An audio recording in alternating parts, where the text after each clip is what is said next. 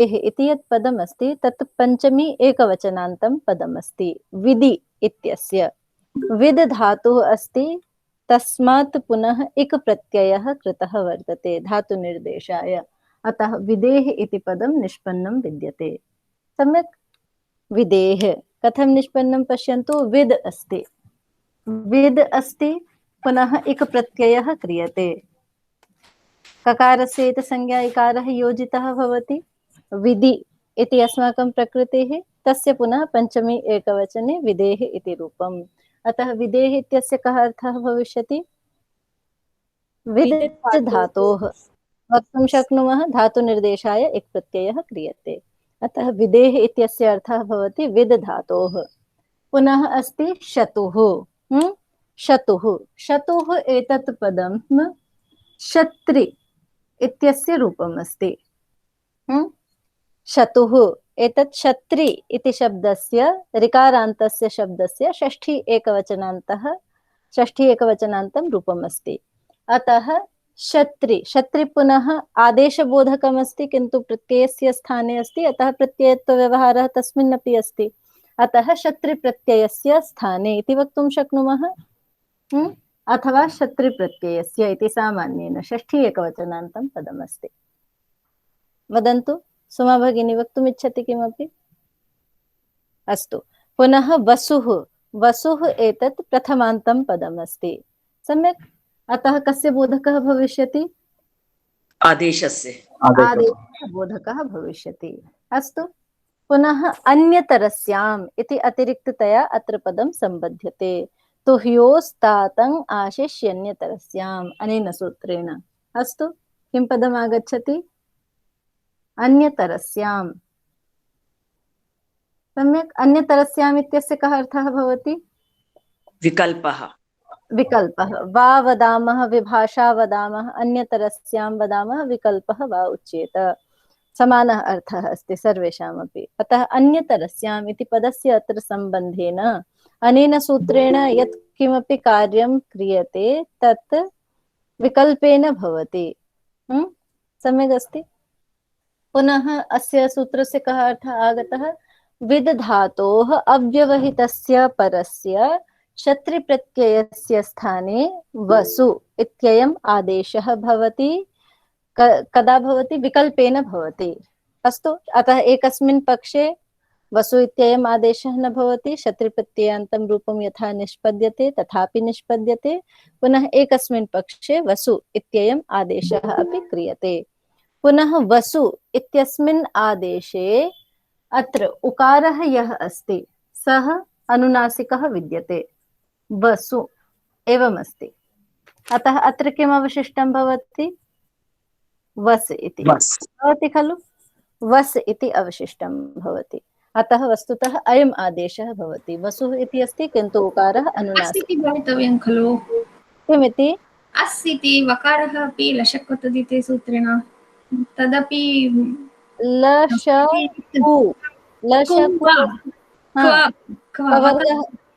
कवर्गः अस्ति। पुनः वकारस्य इति संज्ञा कदा भवति? वेरप्रिक्तस्य। यदि अप्रिक्तः वकारः अस्ति चेदित संज्ञा अस्ति खलु। सम्यक्। लशकु अतद्धिते एवमस्ति। सम्यक्। पुनः वस् इति अवशिष्टं भवति।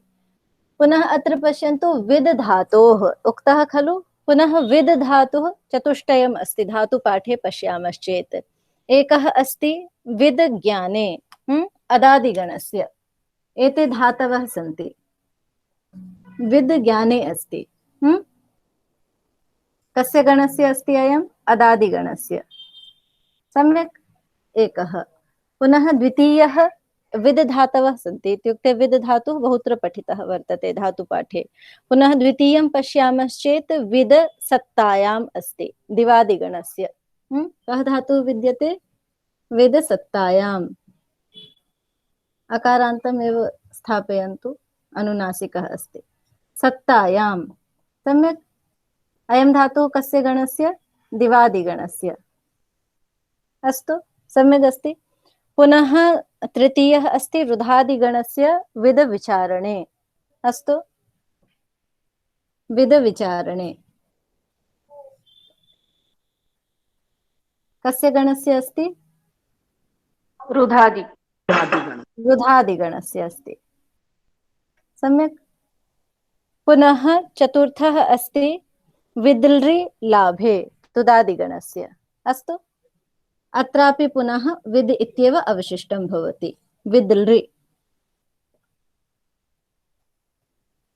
इत्येवम् अस्ति। लृ लाभे अयं धातुः अस्ति। विदल्रि लाभे एतत् तुदादिगणस्य अस्ति। किम् एतेषां सर्वेषां ग्रहणं करणीयम् अथवा कस्य ग्रहणं भवतु? एतेषु विद् धातोः शत्रिप्रत्ययः भवति। इत्युक्ते शत्रिप्रत्ययः अस्ति, तस्य वसु आदेशः कस्मात् विद् धातोः भवेत्? अयं विषयः आगच्छति खलु? अथवा सर्वेभ्यः इत्युक्ते अत्र विद् कश्चनपि धातुः अस्ति चेत् तस्मात् परस्य शत्रि प्रत्ययस्य वसु आदेशः करणीयः वा? तथा सन्देहः आगच्छति। किन्तु अस्माभिः ज्ञायते शत्रिप्रत्ययः कीदृशः भवति? कीदृशेभ्यः धातुभ्यः भवति? आत्मनेपदिभ्यः अथवा परस्मैपदिभ्यः? परस्मैपदी धातुभ्यः धातुभ्यः अस्ति। अस्तु, यतोहि शानच् इत्यस्य आत्मनेपदसंज्ञा अस्ति, पुनः शत्रि इत्यस्य सामान्येन परस्मैपदसंज्ञा अस्ति, यतोहि लकारस्य स्थाने विधानम् अस्ति। अतः परस्मैपदिनः ये धातवः तस्य स्थाने एव, तस्मात् एव पुनः लटः स्थाने अथवा यस्य कस्यापि स्थाने अग्रे लटः सद्वा इति वदिष्यते चेत् तस्य स्थाने शत्रि आदेशः भवेत्। अयं विषयः आगच्छति खलु? पुनः अत्र इत्युक्ते अदादिगणस्य अयं धातुः भवति विद् ज्ञाने। अस्मात् पुनः शप् विकरणम् आगच्छति, पुनः तस्य लुक् भवति अधिप्रभृतिभ्यः शपः। अतः अस्मात् एव विद् ज्ञाने इति अयं धातुः यः अस्ति, अस्मात् एव शत्रिप्रत्ययस्य विधानम् अस्ति। पुनः दिवादिगणीयः यः धातुः अस्ति तस्मात् शन् विकरणं भवति, अतः तस्मात् अपि भवितुं नार्हति। सम्यक्। पुनः रुधादिगणस्य यः अस्ति तस्मात् अपि न भवति। सम्यक् अस्ति। पुनः विदल्रि लाभे इति यः धातुः अस्ति तस्मात् अपि तुदादिभ्यः शः अनेन शः विकरणं भवति। सर्वेषामपि आत्मनेपदीयत्वं भवति। सम्यक् अस्ति। एते ये धातवः भवन्ति ते आत्मनेपदिनः भवन्ति, अतः एतेभ्यः पुनः शत्रिप्रत्ययस्य विधानं नास्ति। कस्मात् अस्ति? विद् ज्ञाने इति धातोः एव अस्ति। सम्यक्।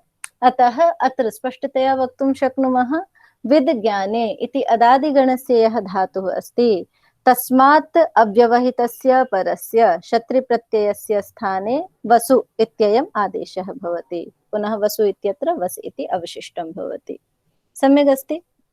पुनः प्रक्रियां पश्यामः। अत्र अर्थं पश्यामः पूर्वम्। अत्र लिखितम् अस्ति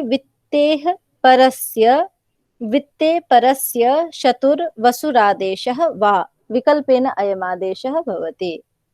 वेत्ते परस्य इत्युक्ते विद् इत्यस्य वेत्ते इत्यस्मात् परस्य पुनः शत्रिप्रत्ययस्य वसु आदेशः विकल्पेन भवति।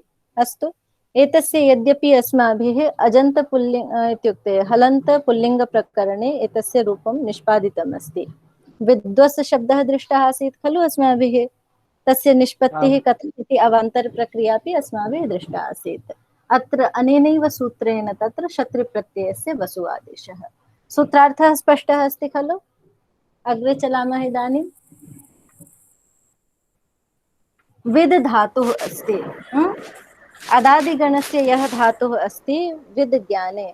पृच्छन्ति किमपि सुमा भगिनी? इत्युक्ते एकस्य धातोः भिन्न भिन्न गणेषु भिन्न भिन्न अर्थे एतद् आयाति। न, भिन्नं विकरण प्रत्ययः भिन्नः भिन्नः अस्ति, अतः तस्य पुनः आत्मनेपदीयत्वं परस्मैपदीयत्वं निश्चयः क्रियते। अस्तु अस्तु अस्तु, न श्रूयते।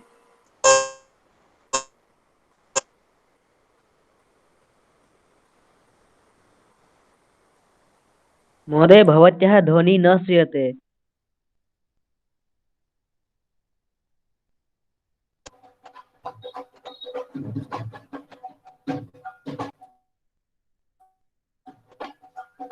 इदानीं श्रूयते? न श्रूयते। श्रूयते। श्रूयते श्रूयते। श्रूयते वा? हरि ओम्। कस्यचित् अन्यस्य ध्वनिः श्रूयते। अस्तु, इदानीं श्रूयते खलु? अस्तु, अग्रे चलामः। तर्हि विद् धातुः अस्ति, वदन्तु डिस्टर्बेन्स् अस्ति, किमिति? डिस्टर्बेन्स् अस्ति। आम्। इदानीं श्रूयते? श्रूयते। पश्यामि, चिन्ता नास्ति। विद् धातुः अस्ति, अस्मात् पुनः लट् लकारः क्रियते यदा वर्तमानकालविवक्षायां लट् प्रत्ययः आगच्छति। पुनः अस्य स्थाने शत्रि आदेशः यदा क्रियते लटः शत्रिशानचौ अप्रथमा समानाधिकरणे अनेन सूत्रेण। पुनः यदा शत्रि आदेशः क्रियते, शत्रि आदेशः क्रियते चेत् विद् धातोः परस्य शत्रि इत्यस्य कः आदेशः भवति? वसु इत्ययम् आदेशः भवति। क्रियते खलु? विदेह शतुर्वसुः अनेन सूत्रेण। किन्तु वसु आदेशात् प्राक् अत्र अस्माभिः कार्याणि क्रियन्ते। इत्युक्ते शित् प्रत्ययः अस्ति, अत्र कर्तृर्थकः सार्वधातुकप्रत्ययः अस्ति, शित्वात् सार्वधातुकसंज्ञास्य। पुनः इत्युक्ते कृतः स्थाने विधीयमानत्वात् कर्तरि कृत् अनेन कर्तरि अर्थेपि अस्य विधानम्। अतः कर्तृर्थक सार्वधातुक प्रत्ययः अस्ति। अतः दिवादिगणस्य यः अदादिगणस्य यः विद् धातुः अस्ति तस्य पुनः शप् विकरणम् आगच्छति कर्तरि शप् इत्यनेन। किन्तु अयम् अदादिगणस्य अस्ति, अतः अधिप्रभृतिभ्यः शपः, अनेन तस्य लुक् अपि भवति।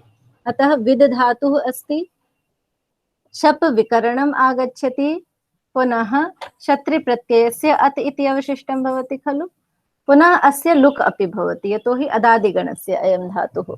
पुनः विद् अत्, अस्याम् अवस्थायां पुनः विदेह शतुर्वसुः, अनेन विकल्पेन शत्रि इत्यस्य स्थाने वसु आदेशः क्रियते। वसु इत्यत्र वस् इति अवशिष्टं भवति, विकल्पेन क्रियते खलु। अन्यतरस्याम् इति पदस्य अनुवृत्तिः अस्ति। अतः एकस्मिन् पक्षे विद् अस्ति, पुनः वसु इत्ययम् आदेशः यः अस्ति सः अनेकाल् अस्ति, अतः सर्वस्य स्थाने भवति, अन्त्यस्य अलः स्थाने न भवति। अतः सम्पूर्णस्य अत् इत्यस्य स्थाने एकस्मिन् पक्षे वस् आदेशः भवति। सम्यक् अस्ति। पुनः अस्मिन् पक्षे का प्रकृतिः भविष्यति अस्माकम् इत्युक्ते प्रातिपदिकं किं भविष्यति? विद्वस् भवति खलु। विद्वस् इति प्रातिपदिकम् अस्ति। विद्वस् सकारान्तं प्रातिपदिकम् अस्ति, कृदन्तत्वात् तस्य प्रातिपदिक संज्ञा। पुनः यस्मिन् पक्षे वसु आदेशः न भवति तदानीम् अनयोः साक्षात् मेलनं किं प्रातिपदिकं भविष्यति? विद्वत्। विदत्, विदत् एव भवति, विद्वत् विदत्।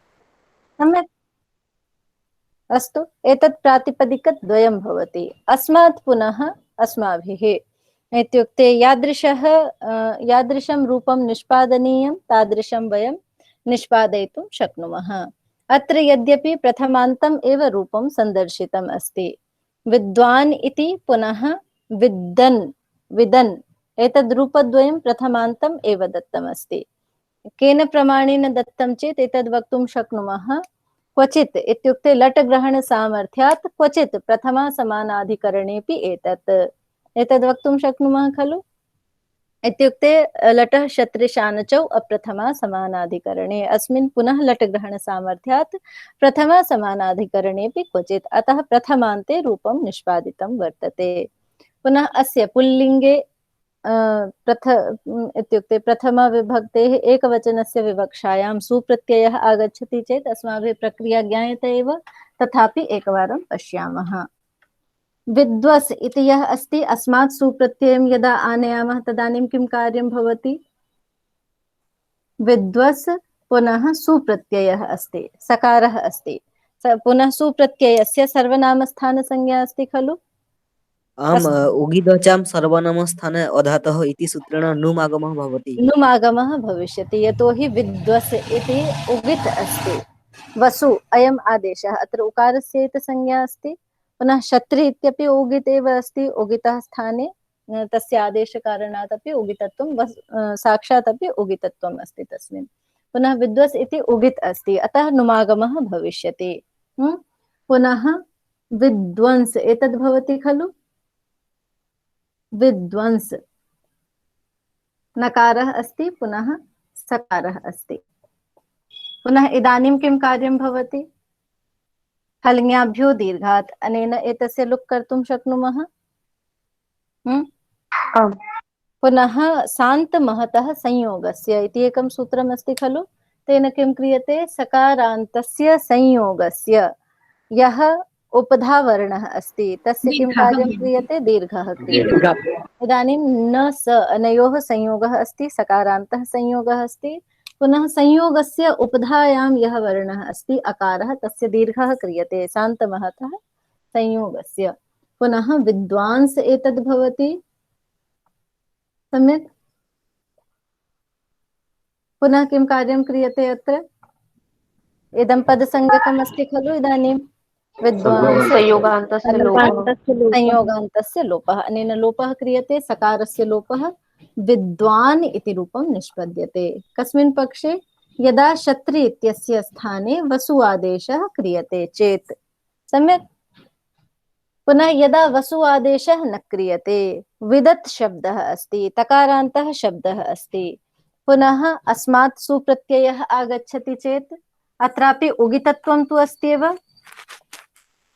विदत् पुनः सु इत्यस्य सकारः अस्ति, अत्रापि उगित् अस्ति, सर्वनामस्थानसंज्ञकः प्रत्ययः अस्ति, अतः किं कार्यं भविष्यति, नुमागमः भविष्यति। उगिदचां सर्वनामस्थाने अधातोः अनेन। पुनः नुमागमः क्रियते चेत् विदन्त अस्तु, पुनः सकारः अस्ति। इदानीं हल्ङ्यादिलोपं कुर्मः, हल्ङ्याभ्यो दीर्घात् सुतिस्य पृक्तं हल् अनेन। पुनः एतत् पदसंज्ञकं भवति विदन्त इति, पुनः अत्र किं कार्यं भवति, संयोगः अस्ति, पदसंज्ञकः अस्ति अयं, संयोगान्तस्य लोपः, संयोगान्तं यत् पदं तदन्तस्य लोपः भवति, अतः तकारस्य लोपः अस्मिन् पक्षे पुनः विदन् इति रूपं निष्पद्यते, सम्यक्। एतत् प्रथमान्तं रूपम् अस्ति, विदन् इति विद्वान् इति, सम्यक् अस्ति। एतदेव रूपद्वयं दत्तं खलु अत्र। पुनः प्रातिपदिकम् अस्माकं द्वयम् आसीत्, विद्वस् इति प्रातिपदिकम् आसीत्, पुनः विदत् इति प्रातिपदिकम् आसीत्। यदा वसु आदेशः तदानीं विद्वस् इति प्रातिपदिकं, यदा वसु आदेशः नास्ति चेत् विदत् इति प्रातिपदिकं, सम्यक्। भगिनी अत्र विदान् इति उपधायाः दीर्घः न भवति वा? कुत्र न, किमर्थं न भवति, यतोहि सकारान्तः संयोगः नास्ति, शान्तमहतः संयोगस्य इत्येवम् अस्ति खलु। सकारान्तः यदा संयोगः अस्ति तदानीं अत्वसन्तस्य धातोः अपि भवति खलु उपधायाः दीर्घः, किमिति, अत्वन्तस्य असन्तस्य, पुनः असन्तः अत्र नास्ति खलु, अत्वन्तः अपि नास्ति, सम्यक्। अस् अन्ते नास्ति, अन् अस्ति, अत् इति अस्ति खलु उपरि, कुत्र, विद्वन्त्, पुनः अत्वसन्तस्य च धातोः, अनेन किम् उच्यते, अत्वन्तस्य असन्तस्य च किं क्रियते, असम्बुद्धौ उपधायाः दीर्घः क्रियते खलु, असम्बुद्धौ उपधायाः दीर्घः क्रियते। पुनः तस्यापि प्राप्तिः अस्ति, पुनः एतत् पश्यन्तु उगिदचाम्, अस्तु, द्वयोः संख्यां पश्यन्तु इदानीम्। अत्वसन्तस्य इत्यस्य का संख्या अस्ति, षष्ठाध्यायस्य चतुर्दश, षष्ठाध्यायस्य चतुर्थपादस्य चतुर्दश, चतुर्थपादस्य चतुर्दश, अत्वसन्तस्य च धातोः इत्यस्य अस्ति एतत्। पुनः एतस्य का संख्या, उगिदचाम् इत्यस्य, क्षणं पश्यामः, उगिदचां सर्वनामस्थाने, एतत् सप्तमाध्यायस्य प्रथमपादस्य सप्ततिः एतत् अस्ति, अस्तु। शास्त्रद्वयमपि सपादिशास्त्रम् अस्ति, एवं विचारयामश्चेत्। पुनः यदि विप्रतिषेधः भवति, विप्रतिषेधः इत्युक्ते अन्यत्र अन्यत्र लब्धावकाशत्वं, द्वयोः अन्यत्र अन्यत्र लब्धावकाशत्वम् अस्ति। एकत्र अत्र यदि प्राप्तिः दृश्यते चेत् परम् एव करिष्यते, ओगिदचाम् इति अस्ति खलु परं शास्त्रम्, अतः तदेव प्रवृत्तम्, एवं समन्वयं दर्शयितुं शक्नुमः। अस्तु, सम्यक् अस्ति। अग्रे चलामः इदानीम्। एतदेव उदाहरणद्वयम् अत्र दर्शितमस्ति, विद्वान् इति पुनः विदन् इति। सम्यक्। इतः परं पुनः इत्युक्ते अग्रे यत् सूत्रमस्ति तत् संज्ञासूत्रमस्ति वस्तुतः। पुनः संज्ञायाः अन्यत्र प्रयोजनं विद्यते अन्येषु सूत्रेषु। तौ सत् किं सूत्रमस्ति? तौ सत्। तौ सत्। हाँ, अनेन सूत्रेण पुनः सत् संज्ञा क्रियते। का संज्ञा क्रियते? सत् संज्ञा क्रियते। सत् संज्ञा। तौ सत्। तौ इति सर्वनामपदमस्ति खलु। पुल्लिङ्गस्य प्रथमा द्विवचनस्य रूपमस्ति। सः तौ ते भवति खलु रूपाणि तौ। अतः द्वयोः अनेन निर्देशनं क्रियते। तौ इति संज्ञाबोधकं पदमस्ति, पुनः सत् इति संज्ञाबोधकं पदमस्ति। अस्तु, संज्ञा अस्ति, सत् संज्ञा। तौ अनेन कस्य बोधः भवति? पुनः सर्वनाम शब्दः अस्ति। पुनः सर्वनाम शब्दस्य विषये उच्यते सर्वनाम शब्दः बुद्धिस्थ परामर्शकः। इत्युक्ते सद्यः अस्माकं बुद्धौ यः अर्थः अस्ति तस्यैव बोधं कारयति अनन्तरः प्रयुक्तः सर्वनाम शब्दः। पुनः तौ सत् इति यत् सूत्रमस्ति अस्मात् साक्षात् पूर्वं लटः शत्रिशानचौ अप्रथमा समानाधिकरणे इति सूत्रं पठितमस्ति। एतस्य संख्यां पश्यन्तु, तृतीयाध्यायस्य द्वितीयपादस्य 27+100 अस्ति। पुनः लटः शत्रिशानचौ इत्यस्य अत्रैव 26 आसीत् खलु, 26+100 एतदासीत् खलु लटः शत्रिशानचौ अप्रथमा समानाधिकरणे। अतः इतः साक्षात् पूर्वं तत् सूत्रं पठितमस्ति। तत्र द्वितीयान्तं किं पदमस्ति? शत्रिशानचौ। लटः स्थाने शत्रिशानचौ एतौ भवतः कदा? अप्रथमा समानाधिकरणे। पुनः शत्रिशानचौ इति द्वयोः निर्देशः सहैव अस्ति। पुनः तौ इति कथनेन प्रथमान्तं रूपं तत्र अस्ति, तत् प्रथमा विभक्तेः द्विवचनस्य अस्ति खलु, तदपि शत्रिशानचौ। अत्रापि प्रथमा द्विवचनस्य प्रयोगः अस्ति तौ। अतः अनेन कस्य बोधः भविष्यति? शत्रिशानच प्रत्ययोः। शत्रिशानचौ, तौ इत्युक्ते शत्रिशानचौ। अस्य कृते इत्युक्ते एवं लिखितमस्ति, शत्रिशानचौ इत्युक्ते अनयोः स्वरूपनिर्देशाय तौ इति प्रयोगः अत्र कृतः वर्तते। यतोहि बुद्धौ तदेव वर्तते, इदानीं सद्यः अस्माभिः तत् सूत्रं पठितमस्ति।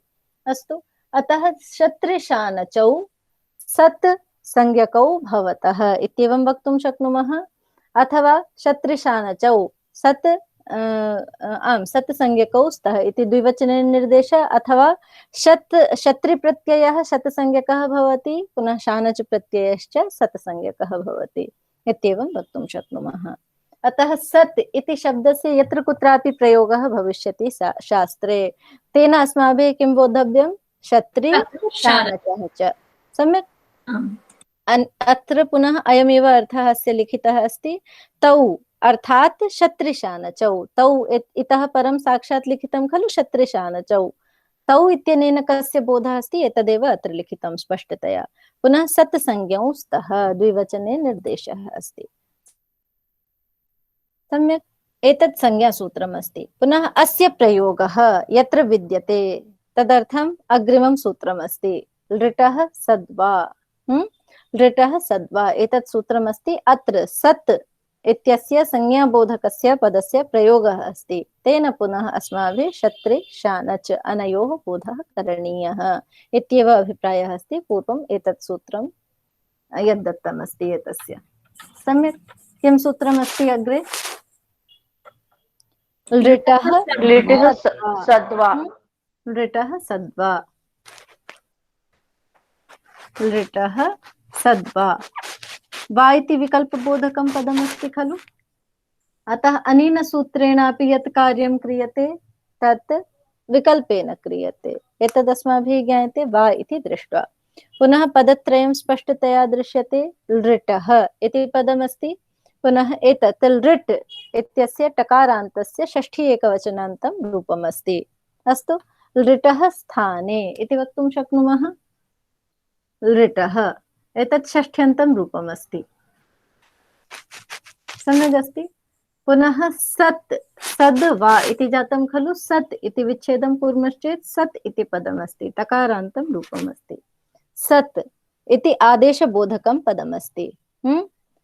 इत्युक्ते आदेशबोधकम् अस्ति, किन्तु संज्ञापदमस्ति, अतः अनेन आदेशद्वयं बुध्यते इति वक्तुं शक्नुमः।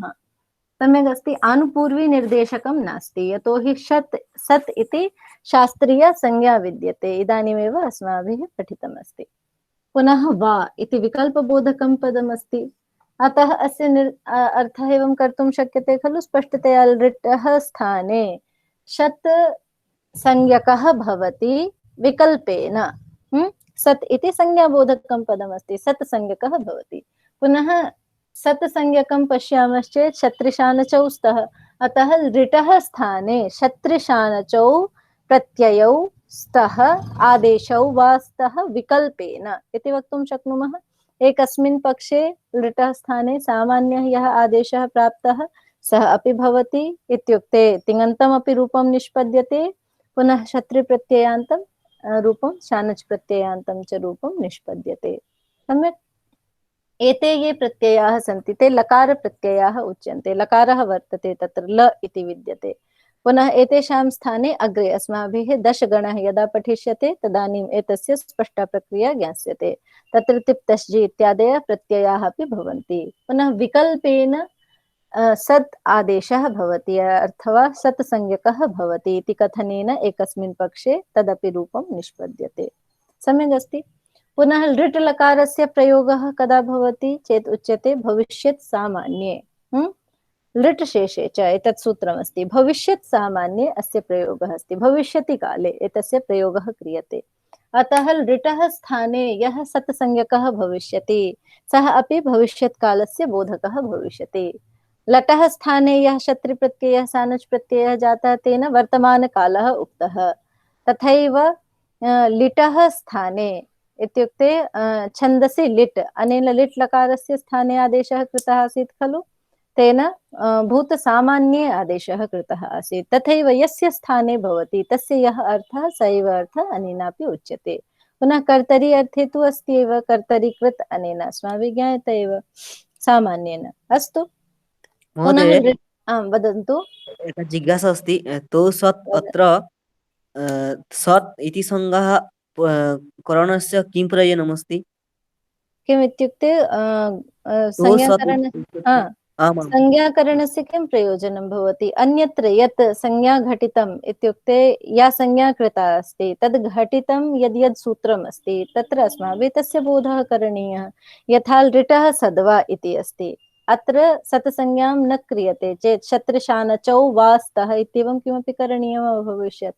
अतः सहैव एषा संज्ञा कृता। पुनः एकम् अपरमपि सूत्रमस्ति पूरणगुणसुहितार्थ सदव्यय तव्य समानाधिकरणेन।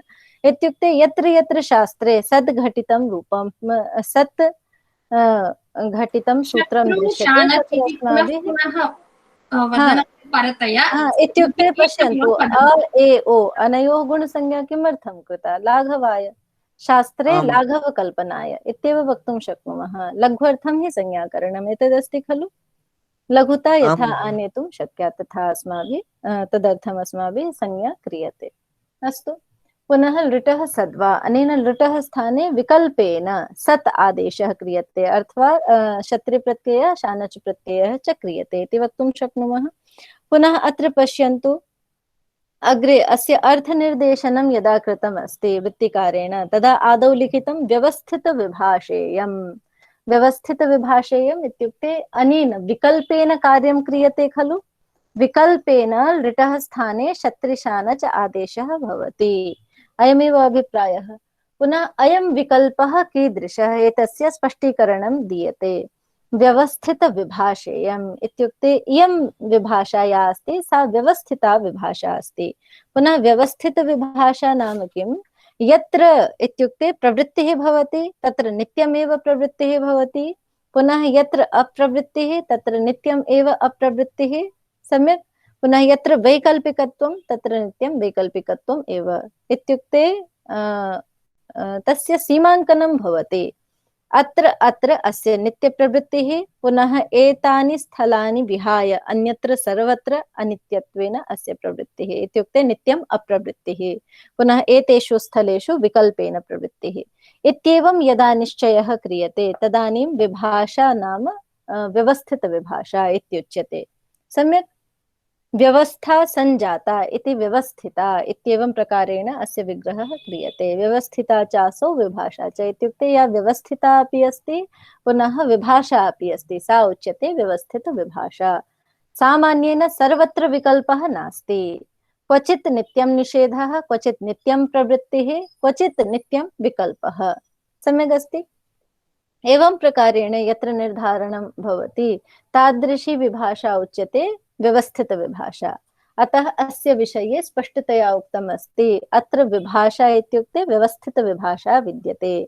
विकल्पः विभाषा अन्यतरस्यां वा समानार्थकः शब्दः खलु, अतः विभाषापदेन अस्य निर्देशः कृतः। व्यवस्थित विभाषेयम्, इयं विभाषा व्यवस्थित विभाषा अस्ति। पुनः व्यवस्थापि दर्शिता, कुत्र कुत्र नित्यं प्रवृत्तिः भवति, इयं व्यवस्था अत्र दर्शिता अस्ति। तदेव अग्रे लिखन्ति तेन अप्रथमा सामानाधिकरण्ये प्रत्ययोत्तरपदयोः संबोधने लक्षणहेत्वोश्च नित्यम् इत्युक्ते अत्र एते अंशाः सन्ति। व्यवस्थित विभाषा उक्ता खलु, एतस्य अर्थः सामान्यतया स्पष्टः अस्ति। अस्तु, व्यवस्थित विभाषा उच्यते चेत् नित्यं प्रवृत्तिः यत्र यत्र भवति इत्युक्ते नित्यम् एव लिटः स्थाने सत् शत्रिशान च आदेशः यत्र भवति तानि स्थलानि अत्र परिगणितानि। सम्यक् अस्ति। नित्यं प्रवृत्तिस्थलानि इति वक्तुं शक्नुमः। अस्तु, अत्र किं किं स्थलम् उक्तम् अस्ति? आदौ उक्तम् अप्रथमा सामानाधिकरण्ये इत्युक्ते लटः स्थाने शत्रिशानचौ भवतः अप्रथमा सामानाधिकरण्ये, तथैव लिटः स्थाने अपि शत्रिशानचौ आदेशौ भवतः अप्रथमा सामानाधिकरण्ये। किन्तु एतत् नित्यम् एव भवति। अप्रथमा सामानाधिकरण्ये नित्यम् एव लिटः स्थाने शत्रन्तं शानच् प्रत्ययान्तं च रूपं प्रयोक्तव्यम्। अस्तु, किमस्ति अप्रथमा सामानाधिकरण्ये? सामानाधिकरण्ये सम्यक् अस्ति। अयम् एकः अंशः अस्ति। पुनः द्वितीयः अंशः यद्यपि अत्र भिन्नः दत्तः किन्तु द्वितीयम् एतत् स्वीकुर्मः। संबोधने उक्तं खलु, संबोधने अग्रे प्रत्ययोत्तरपदयोः इतः परं संबोधने अस्ति खलु। द्वितीयः अंशः एषः स्वीक्रियते संबोधने इत्युक्ते संबोधने अर्थे अपि लिटः स्थाने शत्रिशानच् आदेशः भवति, नित्यम् एव आदेशः भवति अयम्। एतस्य कृते पुनः लटः स्थाने संबोधने इत्युक्ते संबोधनेन सह यदि सामानाधिकरण्यम् अस्ति अथवा संबोधनार्थः वक्तव्यः चेत् संबोधने च इति सूत्रेण लटः स्थाने शत्रिशानच् प्रत्ययोः अपि विधानम् अस्ति। संबोधने च इति सूत्रम् अस्ति। अतः एतस्य विषयेपि नित्यम् एव लिटः स्थाने शत्रिशानच् प्रत्ययः भवति इति उक्तः विद्यते। पुनः लक्षणहेत्वोश्च अयमंशः अस्ति खलु। लक्षणहेत्वोश्च लक्षणहेत्वोश्च इत्युक्ते लक्षणार्थः हेत्वर्थः च यदि वक्तव्यः चेत् लटः स्थाने शत्रिशानच् प्रत्ययोः अपि विधानम् अस्ति। पुनः लिटः स्थाने शत्रिशानच् प्रत्ययौ नित्यं भवतः इति अभिप्रायः अस्ति। पुनः एतस्य कृते सूत्रम् अस्ति लक्षणहेत्वोः क्रियायाः इति सूत्रम् अस्ति। इत्युक्ते लटः शत्रिशानचौ अप्रथमा समानाधिकरण्ये पुनः संबोधने च एतत् सूत्रम् अस्ति। पुनः लक्षणहेत्वोः क्रियायाः एतत् सूत्रम् अस्ति। अस्तु, सम्यक् अस्ति। पुनः एतानि सूत्राणि सन्ति विधायकानि। पुनः प्रत्ययोत्तरपदयोः इति अयं यः अंशः उक्तः तत्र विधानं नास्ति। प्रत्ययोत्तरपदयोः यद्यपि अस्माभिः प्रत्ययोत्तरपदयोश्च इति सूत्रं पठितम् अस्ति खलु, किन्तु तस्य विषयः भिन्नः अस्ति। युष्मद् अस्मद् शब्दयोः विषये अस्माभिः पठितः आसीत् खलु।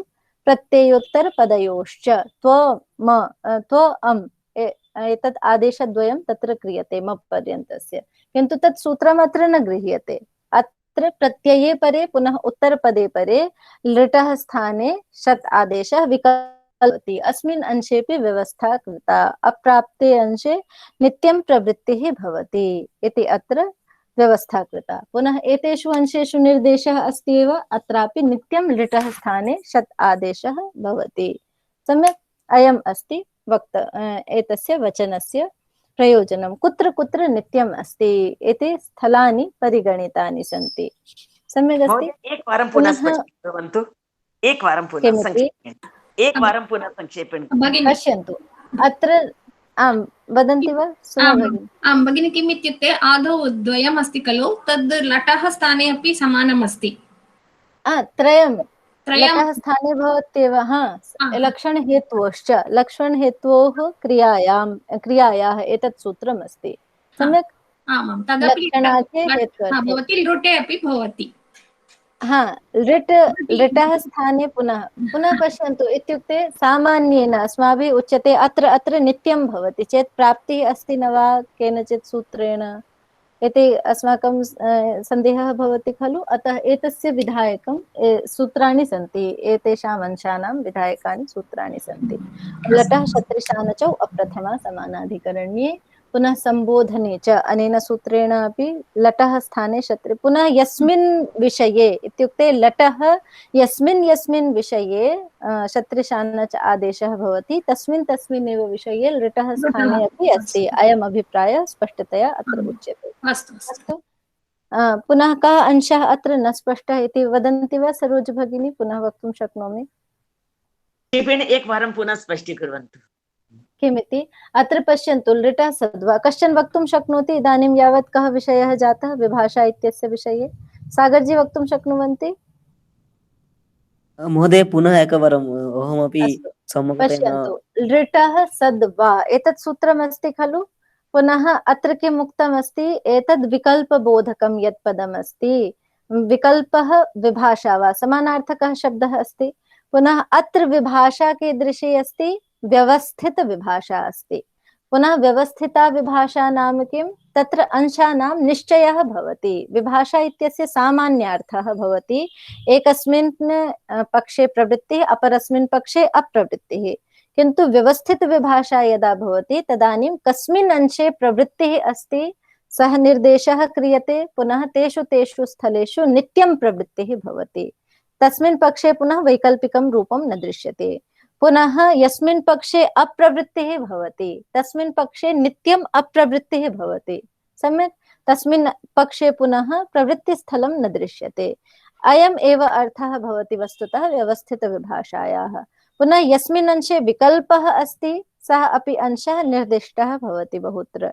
इत्युक्ते अस्मिन् अंशे विकल्पेन भवति, प्रवृत्तिः अपि द्रष्टुं शक्यते, अप्रवृत्तिः अपि द्रष्टुं शक्यते। अस्तु। अयं विषयः अस्ति व्यवस्थित विभाषायाः। पुनः कुत्र कुत्र नित्यं प्रवृत्तिः अस्ति, नित्यप्रवृत्तिस्थलम् अत्र दर्शितमस्ति। व्यवस्थित विभाषा अस्ति, अतः नित्यं प्रवृत्तिः कुत्र कुत्र विद्यते इति जानीमः चेत् कुत्र नित्यम् अप्रवृत्तिः अस्ति एतत् सर्वं विहाय अन्यत्र नित्यम् अप्रवृत्तिः अस्ति। पुनः इत्युक्ते विकल्पघटितं रूपं इत्युक्ते कुत्र अस्ति एतस्य निर्देशः अत्र न कृतः विद्यते। सम्यक् अस्ति। पुनः अत्र पश्यन्तु कः अंशः अस्ति। अप्रथमा सामानाधिकरण्ये यदा लृटः स्थाने अस्माभिः शत्रिशान च आदेशः क्रियते चेत् नित्यं तस्य स्थाने शत्रिशान च आदेशः एव भवति। पुनः आदेशाभावघटितं रूपं न भवति। सम्यक् अस्ति। पुनः संबोधने अर्थे यदा लृट् प्रत्ययः क्रियते तदानीं लृटः स्थाने शत्रिशान च आदेशः एव भवति। सम्यक् अस्ति। एतस्य उदाहरणानि द्रष्टुं शक्नुमः, यद्यपि मूले केवलम् अप्रथमा सामानाधिकरण्ये एतस्य दत्तमस्ति, तथापि संबोधने एतस्य उदाहरणं पश्यामः चेत् हे करिष्यन् इति उदाहरणं दत्तमस्ति। पुनः करिष्यत् इति रूपं भवति, पुनः सुप्रत्ययः आगच्छति, प्रक्रिया भवति करिष्यन्। एतस्य इदानीम् अस्माभिः निष्पत्तिः द्रक्ष्यते। कथं निष्पद्यते? करिष्यत् इति रूपं कथं भवति, करिष्यमाण वा इति रूपं कथं निष्पद्यते। अस्तु। पुनः लक्षणार्थे हेत्वर्थे च नित्यम् एव शत्री प्रत्ययस्य शानच् प्रत्ययस्य च प्रवृत्तिः भवति। इत्युक्ते लिटः स्थाने शत्रुशानच् आदेशः क्रियते। एतस्य उदाहरणं दत्तमस्ति शयिष्यमाणा भोक्ष्यन्ते लक्षणार्थे।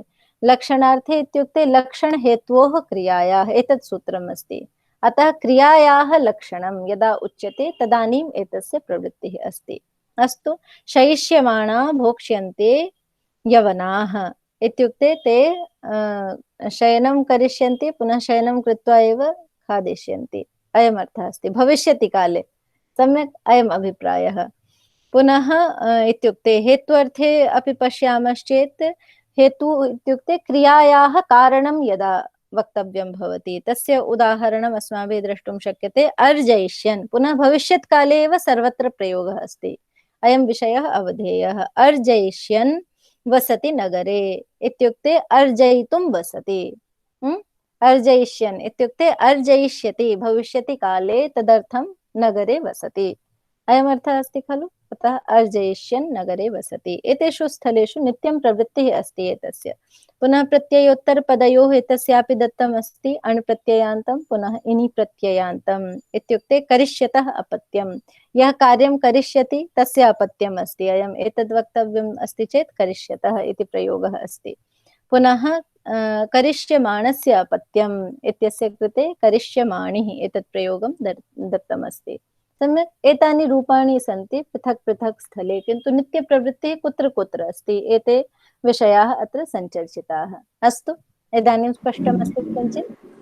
सरोज भगिनी, स्पष्टमस्ति? अस्तु, अग्रे चलामः। पुनः एतस्य उदाहरणं दत्तमस्ति अप्रथमा सामानाधिकरण्ये। एतस्य उदाहरणद्वयम् अत्र दत्तमस्ति, शत्रुप्रत्ययान्तमपि शानच् प्रत्ययान्तमपि। क्री धातुः अस्ति, डुक्रियकरणे धातुः अस्ति। कः धातुः विद्यते? डुक्रियकरणे। अत्र क्री इति अवशिष्टं भवति खलु। क्री धातोः यदा लृट् लकारः क्रियते इत्युक्ते लृट् प्रत्ययः क्रियते भविष्यत्कालस्य, इत्युक्ते भविष्यति काले अस्य विद्यमानता अस्ति चेत् लृट् आगच्छति। सम्यक् अस्ति। पुनः लृट् अस्ति अप्रथमा सामानाधिकरण्ये, अस्य प्रयोगः करणीयः। यथा पश्यन्तु, करिष्यन्तं बालकं पश्य इत्युक्ते यः कार्यं करिष्यति तं बालकं पश्य इत्येवं प्रयोगः करणीयः। अप्रथमा सामानाधिकरण्यम् अस्ति। पुनः अत्र लृटः स्थाने कः आदेशः भविष्यति? सत् आदेशः भवति। पुनः उभयपदी धातुः अस्ति क्री अपि। एकस्मिन् पक्षे अस्माभिः शत्रन्तं रूपमपि प्रयोक्तुं शक्यते, अस्मात् पुनः शानच् प्रत्ययः अपि कर्तुं शक्यते। अस्तु, यदा अनेपदस्य विवक्षा अस्ति तदानीं शानच् प्रत्ययः, परस्मैपदस्य विवक्षा अस्ति चेत् शत्रुप्रत्ययः। अस्तु, पुनः लृटः स्थाने यदा साक्षात् अयं न भवति, मध्ये काचित् प्रक्रिया क्रियते। पूर्वं लृट् इत्युक्ते लृट् प्रत्ययं निमित्तं मत्वा अत्र कश्चन प्रक्रियांशः जायते पूर्वम्। अस्तु, लृट् अस्ति चेत् लृट् इत्यत्र लकारः अवशिष्टः भवति सामान्येन, एतत् स्वरूपं भवति एतस्य, तेन महान् प्रयोजनं न। अस्तु, पुनः अत्र लृट् प्रत्ययः परे अस्ति, एतस्मात् कारणात् स्य इति प्रत्ययः मध्ये आगच्छति। स्य तासि रेलुटोः एतदस्ति।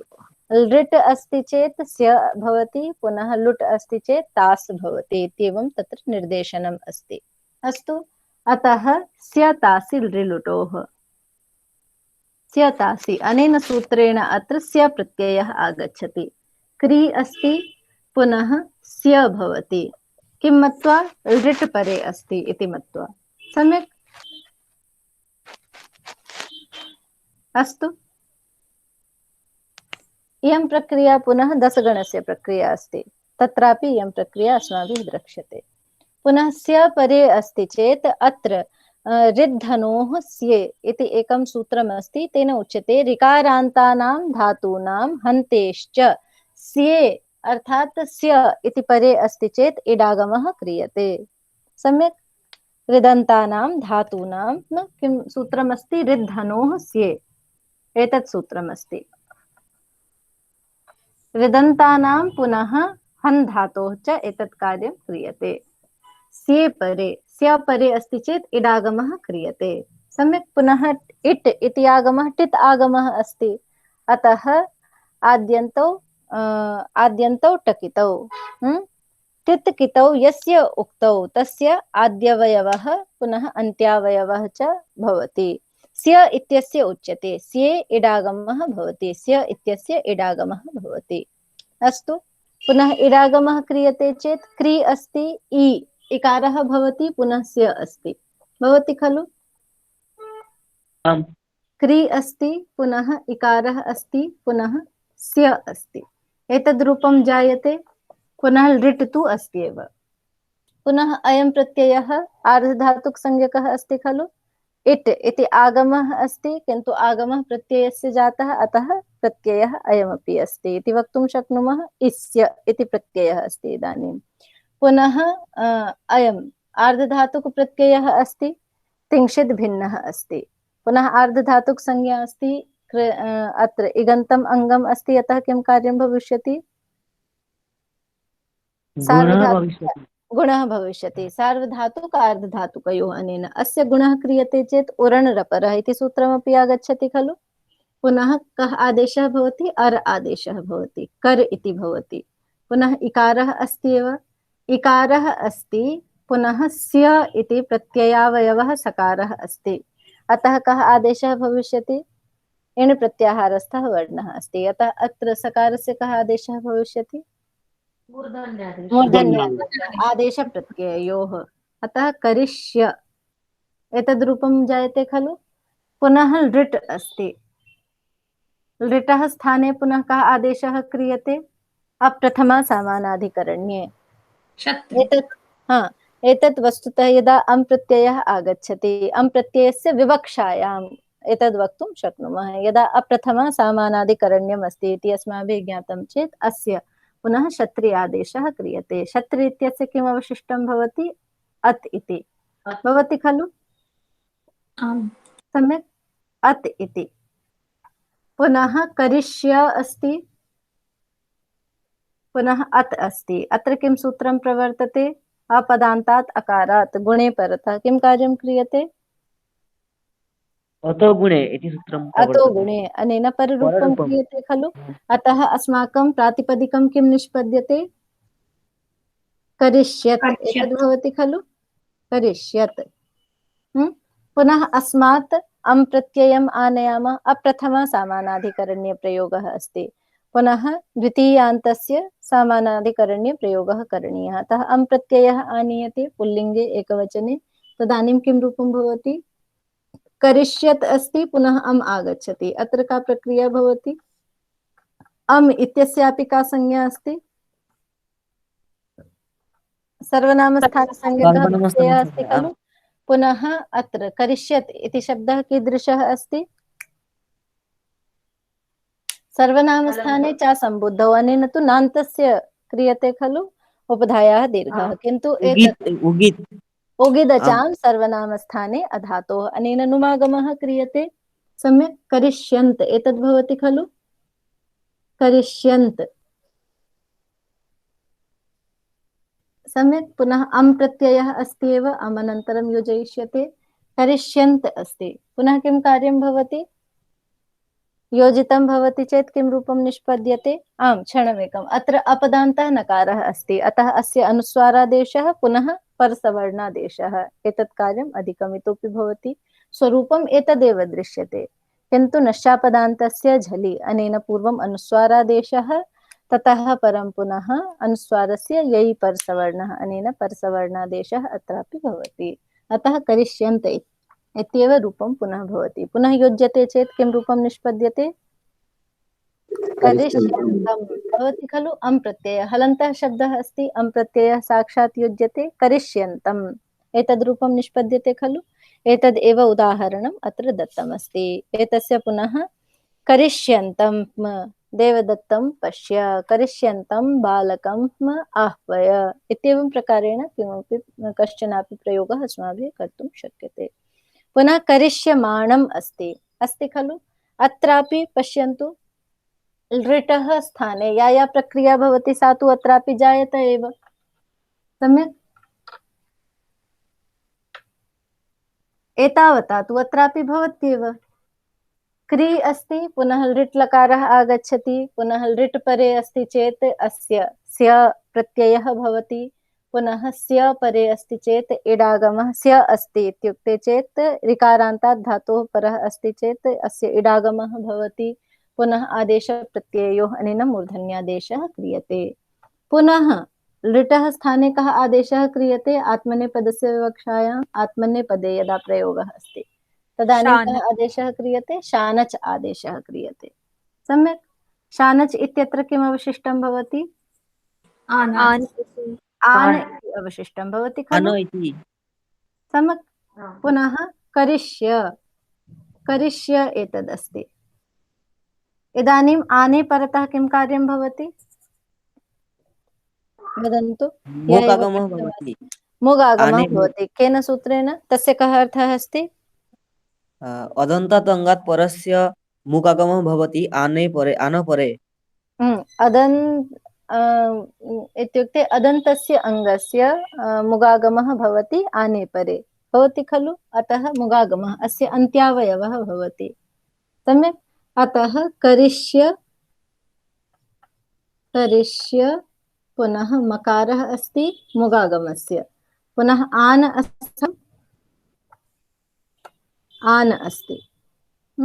इदानीं योजयामः चेत् करिष्यमान् इति भवति, पुनः नकारस्य स्थाने कः आदेशः भवति? अत्र शकारः अस्ति, पश्यन्तु। शकारः अस्ति, पुनः मध्ये यकारः विद्यते, मकारः च विद्यते, पुनः आकारः विद्यते। अतः नकारस्य स्थाने कः आदेशः भविष्यति? मूर्धन्यादेशः।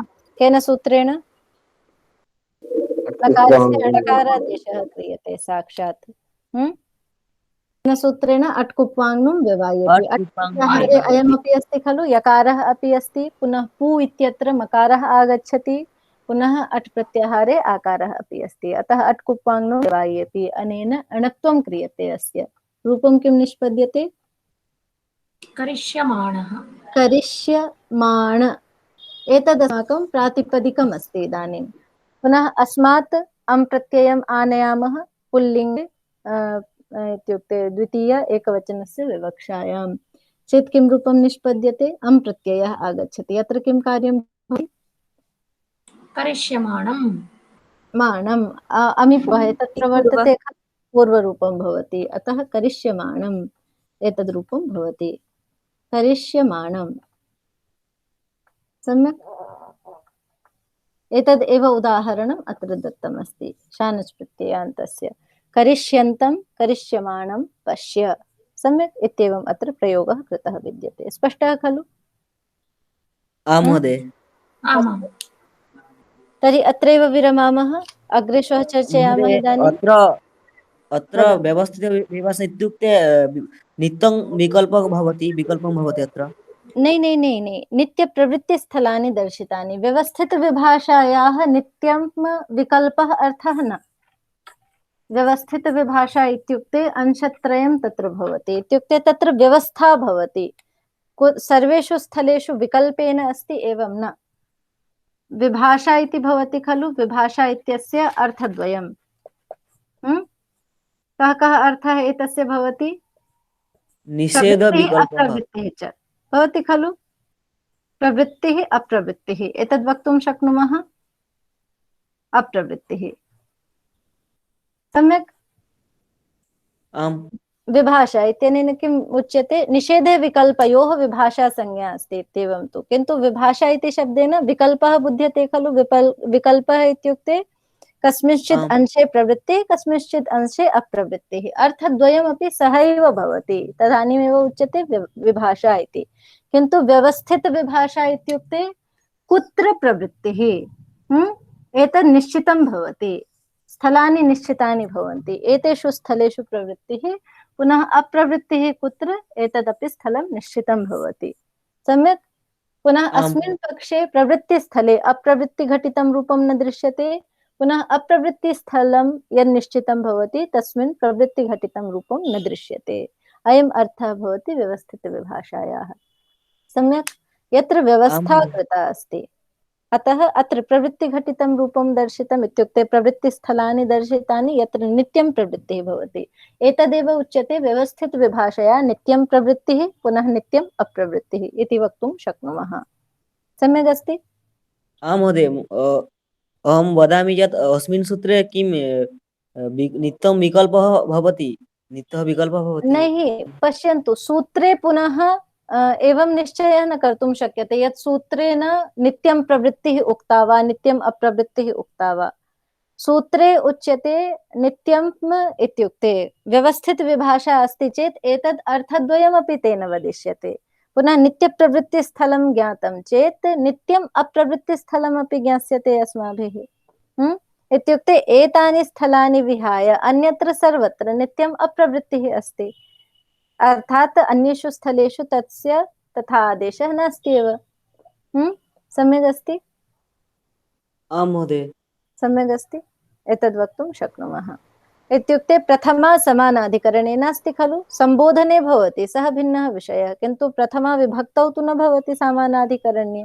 अयमंशः तु अत्र नोक्तः खलु, अतः प्रथमा समानाधिकरण्येऽपि क्वचित् अयमंशः अत्र नोपयुज्यते। प्रथमा समानाधिकरण्ये तस्य प्रयोगः न भविष्यत्येव इत्येवमस्ति। आगच्छति खलु? उभयविधः निर्देशः, किन्तु अत्र निदर्शनं तथा दत्तमस्ति। नित्यप्रवृत्तिस्थलस्य व्याख्या कृता अस्ति, येन अस्माभिः अप्रवृत्तिस्थलमपि ज्ञातुं शक्यते। सम्यक् भगिनी, परन्तु अत्र अर्जयिष्यन् वसति इति उक्तं खलु, तत्र अर्जयिष्यन् इति प्रथमा विभक्तौ एव अस्ति खलु? किमिति? अर्जयिष्यन् वसति। आम्, अर्जयिष्यन् वसति नगरे। अत्र तु प्रथमा विभक्तौ एव अस्ति, परन्तु उत्तमप्रयोगः नास्ति इत्येव खलु? इत्युक्ते अध्येष्यमाणः वसति इत्येवं वक्तुं शक्नुमः। इत्युक्ते प्रथमान्तः प्रयोगः तु अत्र कृतः, किन्तु अप्रथमा समानाधिकरण्ये एव भवति। तदेव उत्तमप्रयोगः नास्ति इति नहीं, एतस्य पुनः तथा व्याख्या न कर्तुं शक्यते। एतस्य अहं पृष्ट्वा वदिष्यामि। अस्तु, अत्र प्रयोगः तु दत्तः अस्ति, अर्जयिष्यन् वसति, किन्तु अत्र हेत्वर्थे अस्ति वस्तुतः। अर्जनाय हेतोः वसति, हेतुः अर्थः अस्ति खलु। पुनः अत्र प्रथमा समानाधिकरण्यं नास्ति, अर्जयिष्यन् वसति। अत्र पश्यन्तु, अर्जयिष्यन् वसति इत्युक्ते अर्जयितुं वसति इति अर्थः आगच्छति खलु। पुनः अर्जयिष्यन् बालकः वसति इत्येवं समानाधिकरण्यम् अत्र नास्ति एव इति वक्तुं शक्नुमः। अस्तु, अत्र हेत्वर्थः विद्यते, अत्र समानाधिकरण्यं सामान्येन नास्ति। अत्र हेत्वर्थः अधिकः भासते, अतः हेत्वर्थे तु भविष्यति। अर्थः द्रष्टव्यः। हेत्वर्थे अस्ति चेत् प्रथमान्ते प्रयोगः कर्तुं शक्यते, यतोहि हेतु अर्थः अधिकः भासते तत्र। सम्यक्, अयमभिप्रायः। अस्तु भगिनी, अत्र एकं श्लोकम् अस्ति। कः श्लोकः? सुभाषितम् अस्ति। सुभाषिते तत्र दत्तमस्ति, अत्र शत्रुशानुच तस्य लृटः सत्वा तस्य किम् अन्वयः भवति इति मया न ज्ञायते कथमिति। कृपया पठामि, शृणोतु, अनन्तरं विवरणं ददातु। वदन्तु, पुनः आयाति चेत् वदिष्यते। वदन्तु। विद्या प्रवसतो मित्रं भार्या मित्रं गृहे सतः आतुरस्य भिषं दानं मित्रं मरिष्यतः इति। प्रवसतः इति प्रयोगः अस्ति खलु? आमामाम्। पुनः कः प्रयोगः अस्ति? अत्र षष्ठे विभक्ते प्रयोगः वर्तते। कुत्र अस्ति न ज्ञायते। अस्तु, पुनः वदामि। विद्या प्रवासतो मित्रं। प्र अस्ति, वस धातुः अस्ति, प्रवसतः इति प्रयोगः अस्ति। प्रवसतः मित्रं। पुनः भार्या मित्रं गृहे सतः आतुरस्य भिषं मित्रं दानं मित्रं मरिष्यतः। मरिष्यतः अयं प्रयोगः अस्ति वस्तुतः एतस्य। मरिष्यतः। सम्यक्, लृटः अस्ति खलु प्रयोगः। अस्ति। पुनः प्रवसतः इति पुनः सतः इति लटः स्थाने प्रायः जातम् अस्ति। तदेव मरिष्यतः, मरिष्यति, मरिष्यतः। मरिष्यतः, मरिष्यत् शब्दः अस्ति। सम्यक्। पुनः अत्र इत्युक्ते तकारान्तं रूपं जातम् अस्ति खलु। भवति वा? करिष्यन्तं, मरिष्यत्। हाँ, इत्युक्ते विद्वस् शब्दः यथा अस्ति तथैव मरिष्यत् इति शब्दः अस्ति।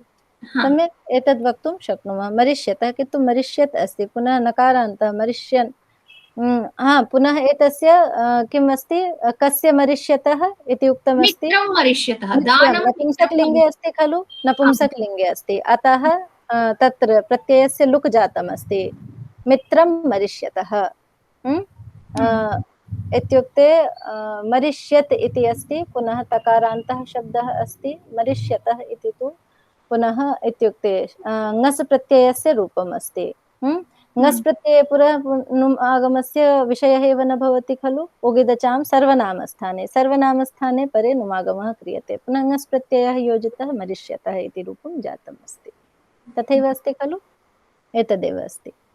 सम्यक्, लिटः स्थाने अयं प्रयोगः मरिष्यतः तदेव एतदस्ति। पुनः प्रवसतः इति कुत्रत्यं रूपम् अस्ति, प्रवसति इति प्रवसतः। अत्र कश्चन अन्यः प्रत्ययः जातः स्यात्, अत्रापि षत्री वर्तते, षष्ठी अर्थे षत्री अर्थ अत्र प्रवसत् इति कथं भवति, पुनः प्रौपसर्गः अस्ति, पुनः वस् धातुः अस्ति। वस् धातु षत्री प्रत्यय पंचमी षष्ठी एकवचनम्। हाँ, प्रवस् धातुः अस्ति, सकारान्तः अस्ति, षत्री इत्यत्र अत् इति अवशिष्टं, प्रवसत् एतत् जातं खलु, पुनः प्रवसतः इति रूपम् अस्ति। सम्यक् अस्ति। पुनः लिटः स्थाने नास्ति, यतोहि स्या प्रत्ययः न दृश्यते खलु मध्ये। अत्र लटः स्थाने अस्ति प्रायः। पुनः एतत् प्रक्रियां पश्यन्तु एकवारं, साधयित्वा भवन्तः अपि पश्यन्तु, अहमपि द्रक्ष्यामि। सम्यक्। एवमेव मरिष्यता स्थाने केषुचित् पुस्तकेषु मृत्यस्य च इति पदस्य प्रयोगः वर्तते। मरिष्यता इति पदस्य प्रयोगः न वर्तते, मृत्यस्य इति पदस्य प्रयोगः वर्तते। अस्तु, सम्यक् अस्ति। अस्तु, तर्हि समन्वयः जातः खलु, एतस्य सामान्येन समन्वयः दृष्टः। पुनः विचारं कुर्वन्तु। अस्तु, प्रक्रियां साधयित्वा पश्यन्तु, तत्र कश्चन क्लेशः अस्ति चेत् द्रष्टुं शक्नुमः। सम्यक् अस्ति। अस्तु, धन्यवादः। अन्यः कश्चन प्रश्नः? अस्तु, तर्हि अत्रैव विरमामः। नमो नमः। नमस्कारः। नमस्कारः।